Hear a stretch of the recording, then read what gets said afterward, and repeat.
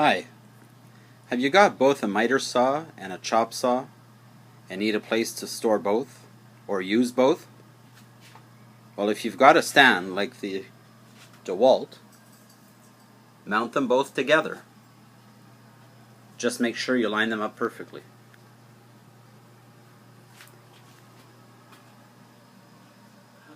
Here I've made a board and drilled holes 1¼ inch by about ½ inch deep to sit the Rage 2 into.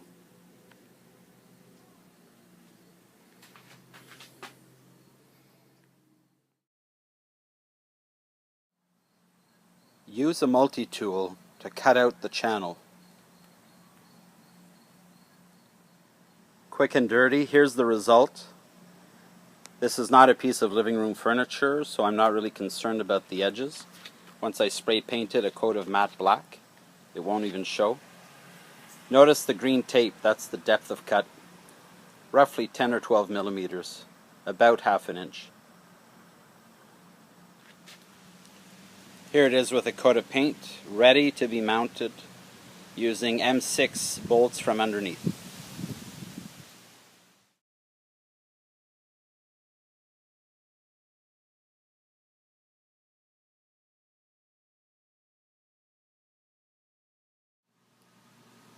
This is the underside of the saw. The idea is to replace the small bolts included, M6, with longer bolts that will reach through the plywood or your base from underneath. These are 60 millimeter long, about 2½ inches. The board I used measures 13 inches by 20 inches, and the reason for that is so that I could pull it forward, as you can see here, so that it could line up with the other miter saw. I made it wider so that I could later put a channel on the edge to catch some of the metal chips and wood chips. I'll also make a tray that'll slide out from under here. That's another project. By lining up your installation, most everyday cuts won't interfere with the other saw. For larger cuts, you'll have to remove the saw. That's less likely than the more routine cuts.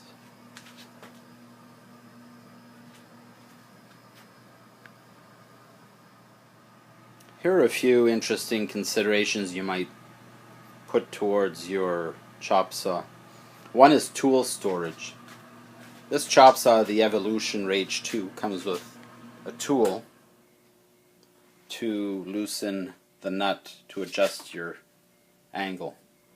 Where do you put it? Well, I decided to drill a hole and use one of those electrical grommets and a snap cable clip to hold it in place.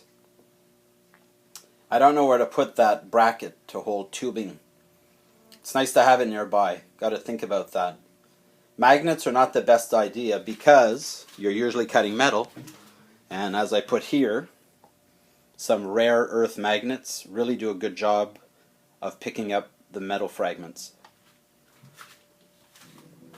Also, the numbers, if you want them to show up clearly, you can use a paint stick from your car, the touch-up paint, or you can use one of those markers, silver and gold markers you can get even at the dollar store. Also, if you want to remind yourself, the edge to the blade, about 7 millimeters. Everyone has their ideas. Hope you like these.